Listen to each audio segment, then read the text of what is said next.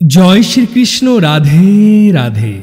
आज शनि जयंती मंगलवार मानेई हनुमानजी दिन, तार संगे आज शनि जयंती। फले एकटी विशेष जोग सृष्टि हय एवं शनिदेवेर कुप्रभाव जेमन साढ़े साती ढाइया काटाते आज এই विशेष दिने शुनुन शनिदेवेर এই मंत्र। शनिदेव हलेन सूर्यदेव और छाया देवीर पुत्र। तिनी न्याय विचारेर देवता एवं कर्मफलदाता। तिनी जादेर जीवने कष्ट देन ता मानुषेर कृत कर्म अनुयायी। एकबार छाया देवी घोर तपस्या करें भगवान शिवेर उद्देश्ये एवं शिवेर आशीर्वादे तिनी शनिदेवके जन्म देन। तखन थेकेई शनिदेव पाप और अन्यायेर शास्तिदाता हिसाबे पूजित हन। शनि जयंतीर এই विशेष दिने शनिदेवेर पूजा व्रत उपवास पालन करा हय। शनि जयंतीर दिने अवश्यई आपनारा शनिदेवेर पूजा देवें कोनो मंदिरे गिये। कालो कापड़, सरिषार तेलेर प्रदीप, कालो तिल इत्यादि पुजोय दिते पारेन। एछाड़ा कोनो गरीबके कालो तिल, कालो कापड़, तेल दान करबेन। फले शनिदेवेर विशेष कृपा अर्जन करते पारबेन। এই পৃথিবীতে যত ধনী ব্যক্তিরা আছেন তারা প্রত্যেকেই তাদের কর্মের জোরে বিশাল সম্পত্তি অর্জন করতে পেরেছেন। অর্থাৎ তারা কর্ম করেছেন এবং কর্মফল পেয়েছেন শনিদেবের কৃপায়। যে ভক্ত বা যাদের মাথার উপর শনিদেবের কৃপা থাকে তারা সমস্ত রকম সমস্যা থেকে সহজেই মুক্তি পায়। এছাড়া রোগ ব্যাধি ও দুর্ঘটনা থেকে মুক্তি মেলে। বিশেষ করে আর্থিক সংকট সেই ভক্তের থাকে না। শত্রু দূর হয়, শান্তি ফিরে সংসারে এবং প্রচুর ধন সম্পত্তির মালিক হওয়া সম্ভব শনিদেবের কৃপায়। তাই এই বিশেষ দিনের সম্পূর্ণ ফল অর্জন করতে আসুন আমরা সকল সনাতন ভাই বোনেরা একত্রে শ্রবণ করি শনিদেবের এই মন্ত্র এবং কমেন্ট বক্সে ওম শম শনিশ্বরায় নমঃ লিখে যাবেন। শক্তি মন্ত্র চ্যানেলের ভিডিও ভালো লাগলে অবশ্যই সাবস্ক্রাইব করে পাশে থাকবেন। এমনই আধ্যাত্মিক এবং উপকারী মন্ত্র প্রত্যেক দিন পেতে তার সঙ্গে একটি শেয়ার অবশ্যই করবেন আপনার কাছের মানুষদের সাথে। ওম নমো ভগবতে বাসুদেবায়।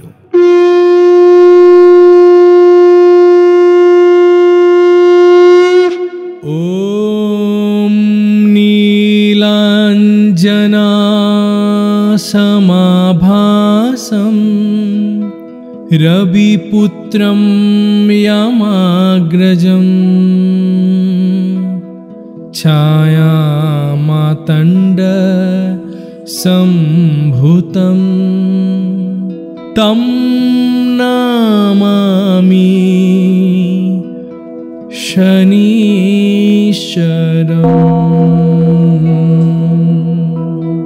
नीलाञ्जनासमाभासं रविपुत्रं यमाग्रजं छायामातण्डसम्भुतं तं नमामि शनीश्वरम्।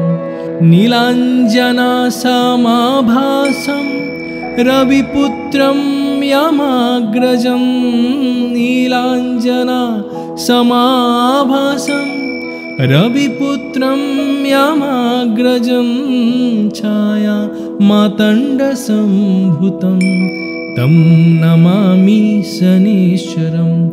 नीलाञ्जनासमाभासं रविपुत्रं यमाग्रजं छायामातण्डसम्भुतं तं नमामि शनीश्वरम्। नीलाञ्जनासमाभासं रविपुत्रं यमाग्रजं नीलाञ्जनासमाभासं रविपुत्रं यमाग्रजं छायामातण्डसम्भुतं तं नमामि शनीश्वरम्।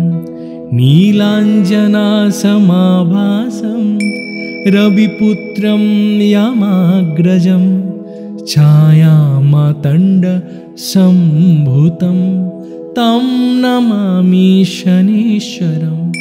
नीलाञ्जनासमाभासं रविपुत्रं यमाग्रजं छायामातण्डसम्भुतं मातण्डसम्भुतं तं नमामि शनीश्वरम्। नीलाञ्जनासमाभासं रविपुत्रं यमाग्रजं छायामातण्डसम्भुतं तं नमामि शनीश्वरम्।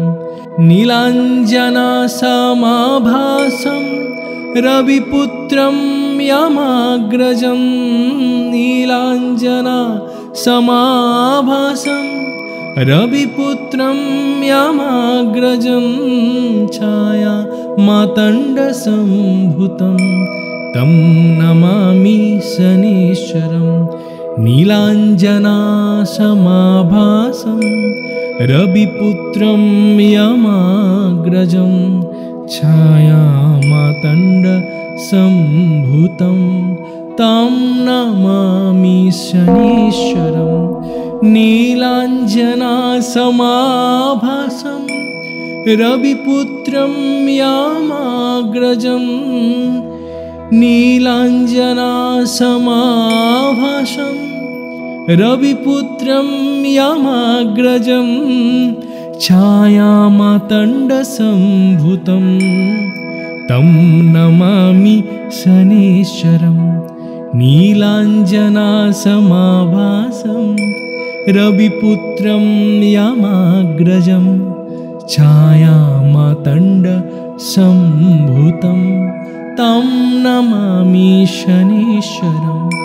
नीलाञ्जनासमाभासं रविपुत्रं यमाग्रजं छायामातण्डसम्भुतं तं नमामि शनीश्वरम्। नीलाञ्जनासमाभासं रविपुत्रं यमाग्रजं छायामातण्डसम्भुतं तं नमामि शनीश्वरम्। नीलाञ्जनासमाभासं रविपुत्रं यमाग्रजं नीलाञ्जनासमाभासं रविपुत्रं यमाग्रजं छायामातण्डसम्भुतं तं नमामि शनीश्वरम्। नीलाञ्जनासमाभासं रविपुत्रं यमाग्रजं छायामातण्डसम्भुतं तं नमामि शनीश्वरम्। नीलाञ्जनासमाभासं रविपुत्रं यमाग्रजं नीलाञ्जनासमाभासं रविपुत्रं यमाग्रजं छायामातण्डसम्भुतं तं नमामि शनीश्वरम्। नीलाञ्जनासमाभासं रविपुत्रं यमाग्रजं छायामातण्डसम्भुतं तं नमामि शनीश्वरम्। नीलाञ्जनासमाभासं रविपुत्रं यमाग्रजं छायामातण्डसम्भुतं तं नमामि शनीश्वरम्। नीलाञ्जनासमाभासं रविपुत्रं यमाग्रजं छायामातण्डसम्भुतं तं नमामि शनीश्वरम्। नीलाञ्जनासमाभासं रविपुत्रं यमाग्रजं नीलाञ्जनासमाभासं रविपुत्रं यमाग्रजं छायामातण्डसम्भुतं तं नमामि शनीश्वरम्। नीलाञ्जनासमाभासं रविपुत्रं यमाग्रजं छायामातण्डसम्भुतं तं नमामि शनीश्वरम्। नीलाञ्जनासमाभासं रविपुत्रं यमाग्रजं नीलाञ्जनासमाभासं रविपुत्रं यमाग्रजं छायामातण्डसम्भूतं तं नमामि शनीश्वरं नीलाञ्जनासमाभासं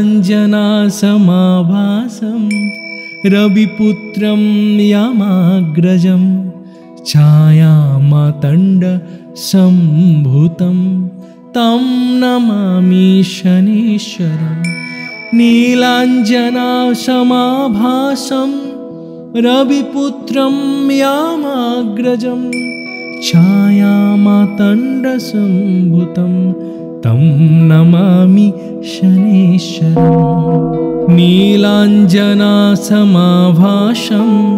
रविपुत्रं यमाग्रजं छायामातण्डसम्भूतं तं नमामि शनीश्वरं नीलाञ्जनासमाभासं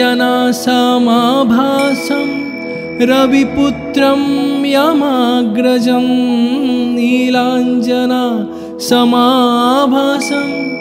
रविपुत्रं यमाग्रजं छायामातण्डसम्भूतं तं नमामि शनीश्वरं नीलाञ्जनासमाभासं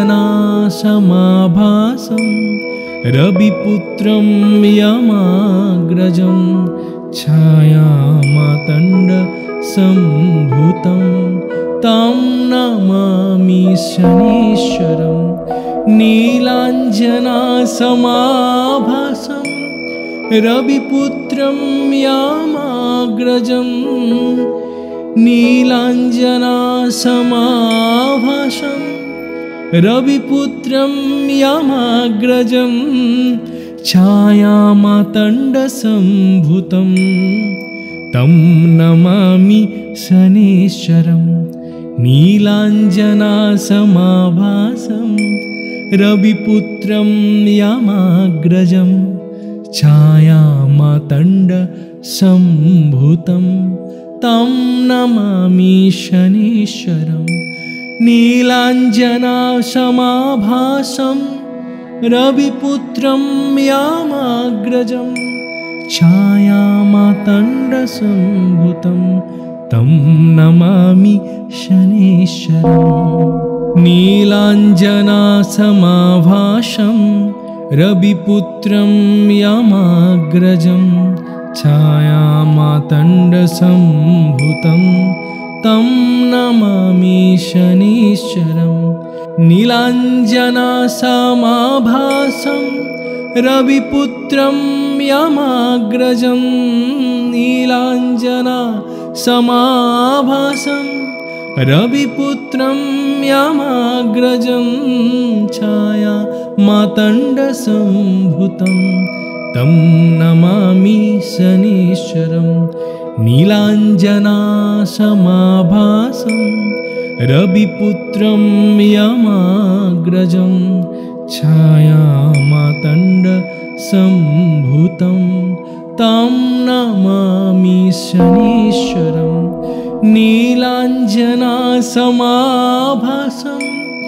रविपुत्रं यमाग्रजं नीलाञ्जनासमाभासं रविपुत्रं यमाग्रजं छायामातण्डसम्भूतं तं नमामि शनीश्वरं नीलाञ्जनासमाभासं रविपुत्रं यमाग्रजं छायामातण्डसम्भूतं तं नमामि शनीश्वरं नीलाञ्जनासमाभासं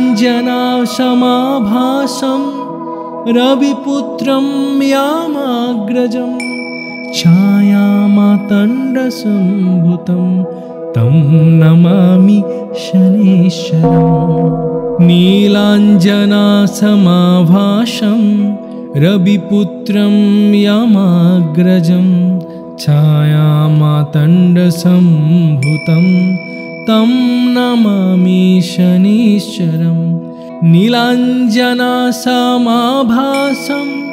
रविपुत्रं यमाग्रजं नीलाञ्जना समाभासं रविपुत्रं यमाग्रजं छाया मातण्डसम्भूतं तं नमामि शनीश्वरं नीलाञ्जना समाभासं रविपुत्रं यमाग्रजं छाया मातण्डसम्भूतं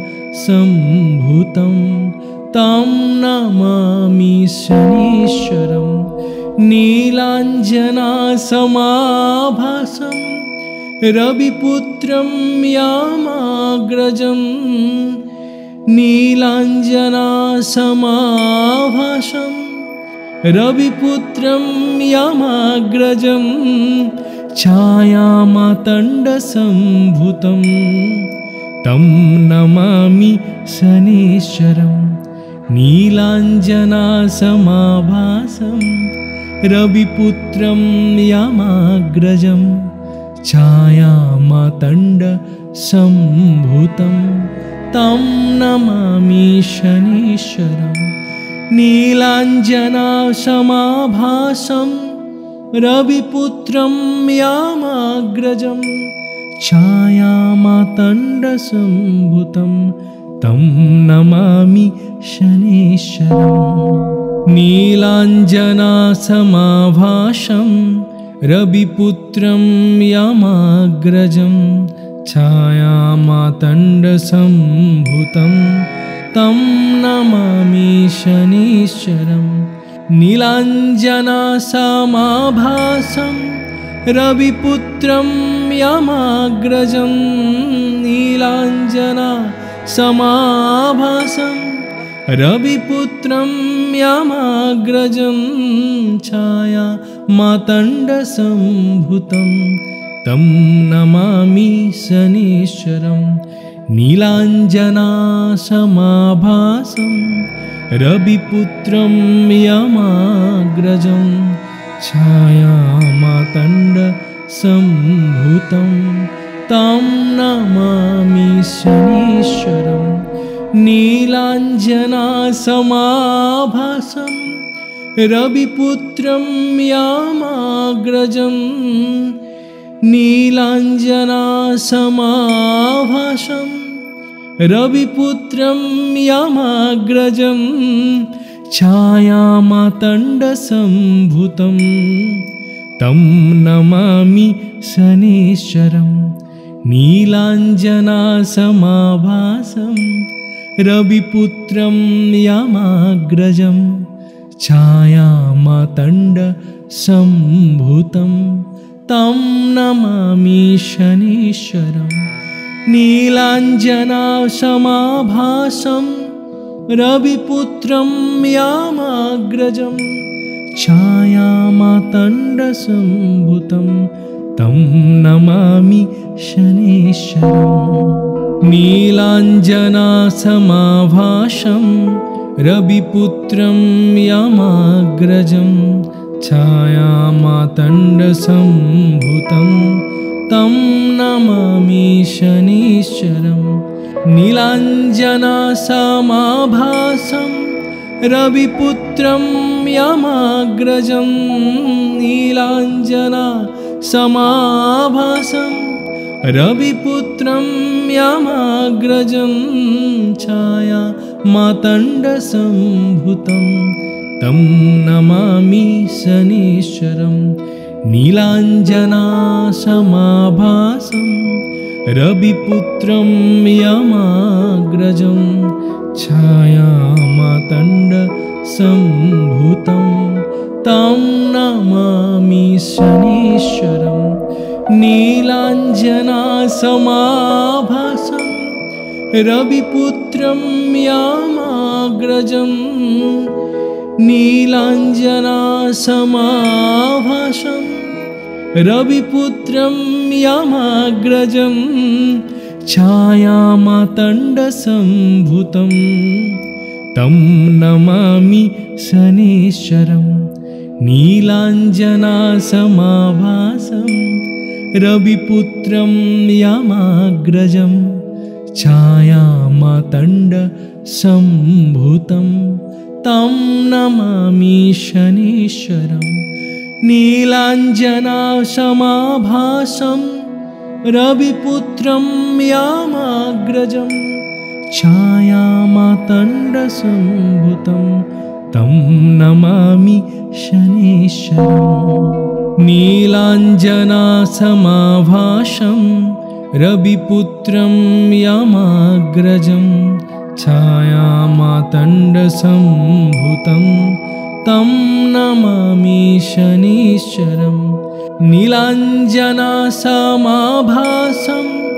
रविपुत्रं यामाग्रजं नीलाञ्जनासमाभासं रविपुत्रं यामाग्रजं छायामातण्डसम्भूतं तं नमामि शनीश्वरं नीलाञ्जनासमाभासं रविपुत्रं यामाग्रजं छायामातण्डसम्भूतं तं नमामि शनीश्वरं नीलाञ्जनासमाभासं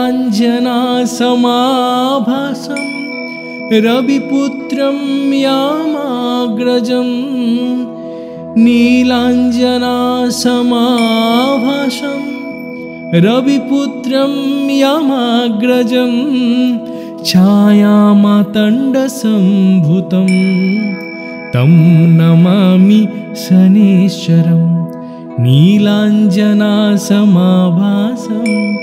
रविपुत्रं यामाग्रजं छायामातण्डसम्भूतं तं नमामि शनीश्वरं नीलाञ्जनासमाभासं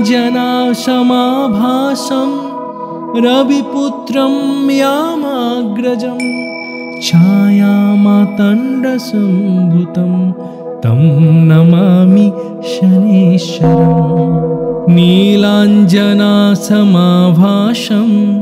रविपुत्रं यामाग्रजं छायामातण्डसम्भूतं तं नमामि शनीश्वरं नीलाञ्जनासमाभासं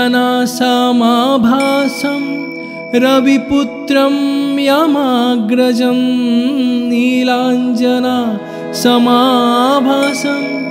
रविपुत्रं यामाग्रजं छायामातण्डसम्भूतं तं नमामि शनीश्वरं नीलाञ्जनासमाभासं